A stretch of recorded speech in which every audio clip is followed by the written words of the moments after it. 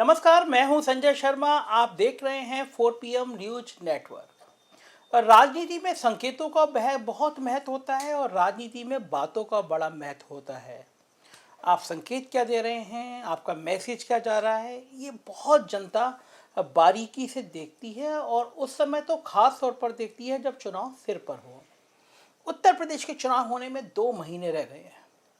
एक एक दिन ऐसा हो गया है कि सेना बिल्कुल आमने सामने खड़ी है, जंग की तैयारी है। एक दांव उधर से चला जाता है, एक दांव उधर से चला जाता है।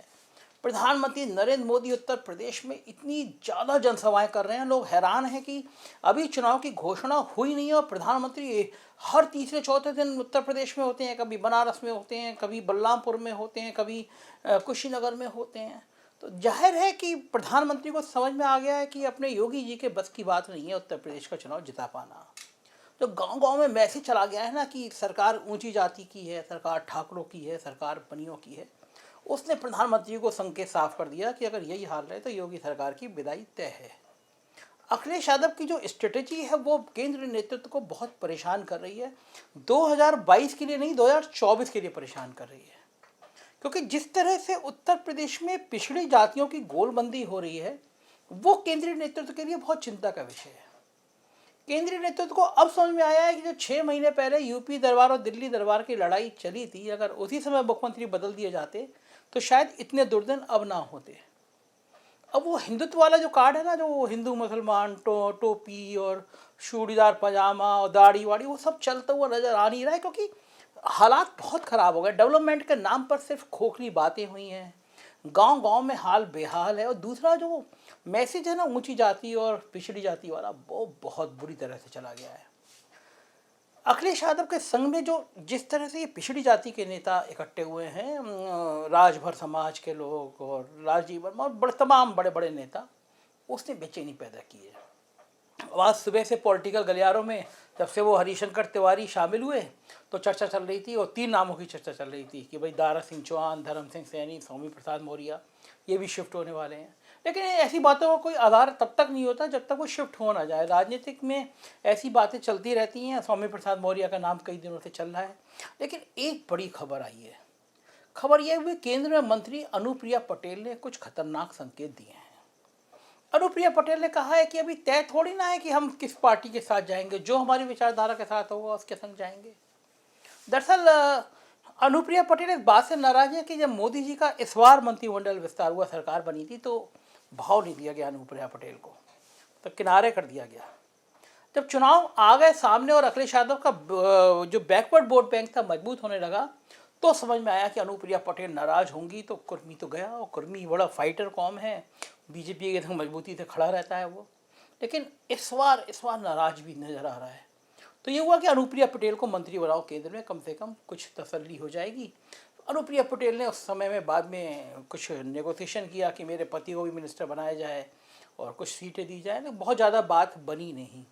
तो अनुप्रिया पटेल तो बन गई, लेकिन अनुप्रिया पटेल को भी समझ में आ रहा है कि जो जिस तरह से पिछड़ी जातियां गोलबंद हो रही हैं अखिलेश यादव के साथ में, तो बैकवर्ड नेताओं को समझ में आ रहा है कि हवा किधर बह रही है। और बैकवर्ड नेताओं को ये भी समझ में आ रहा है कि अगर इस बार सरकार बनी तो वो मजबूत सरकार हो जाएगी।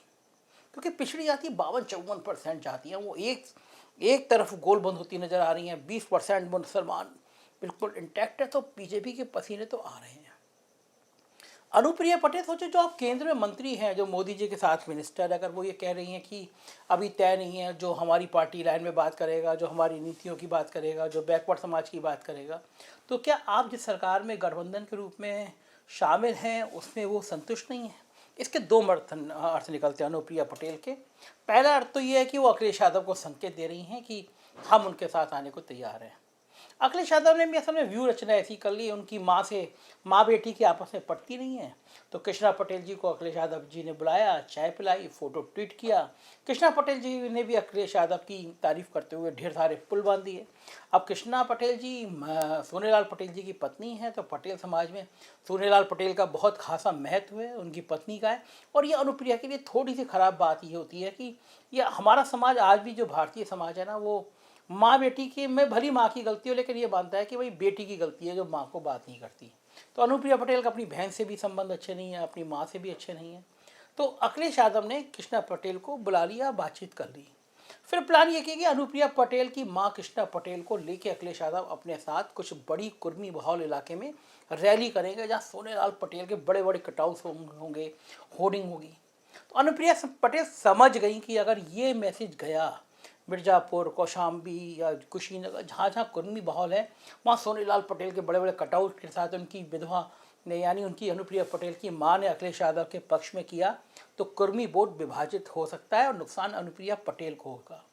और अनुप्रिया पटेल भी ये समझ गई कि अगर बीजेपी की सरकार नहीं बनी तो केंद्र में मंत्री पद भी उनका बहुत दिनों तक रहने वाला नहीं है, क्योंकि भारतीय जनता पार्टी आमतौर पर अपने सहयोगी दलों को ढक्कन इसी तरह बनाती है, चाहे वो पंजाब हो, चाहे वो महाराष्ट्र हो, चाहे बिहार में नीतीश कुमार का हाल बेहाल कर दिया हो।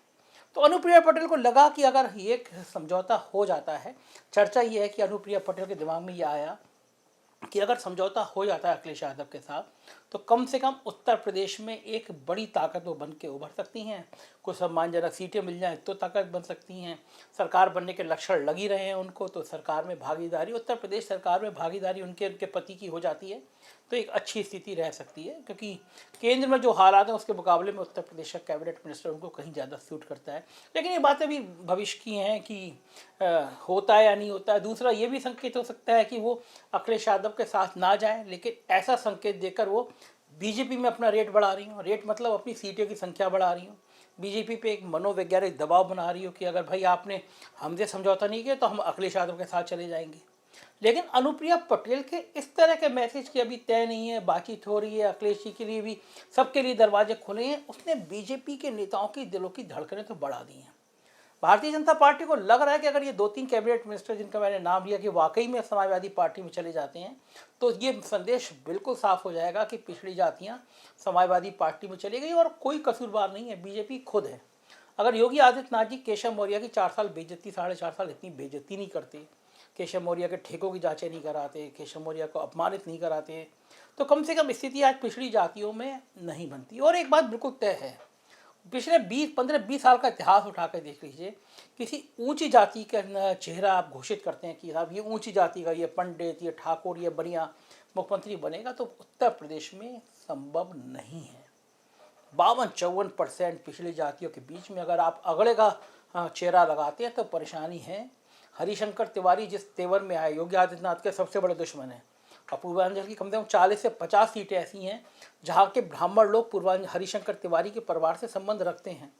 तो एक तरफ पिछड़ी जाति नाराज हैं, ब्राह्मणों की एक गोलबंदी सामने आ रही है, उसमें अनुप्रिया पटेल का यह बयान दे देना, तो जाहिर है भारतीय जनता पार्टी के लिए आजकल सब कुछ ठीक ठाक नहीं चल रहा, कुछ हवन हवन शुद्धिकरण कुछ होना चाहिए, कोई पूजा पाठ होना चाहिए, बार बार अपशकुन हो जाते हैं, कुछ भी सार्थक चीज़ नज़र नहीं आ रही है। आपको लगता है कि ये चैनल बेखौफ है, बेबाक है, एक नंबर है, मदद कीजिए, सब्सक्राइब करिए, दोस्तों से कहिए, यही वो चैनल है जो खरी खरी और सच बोल सकता है, क्योंकि हम गोदी मीडिया ना थे, ना हैं और ना होंगे। Thank you.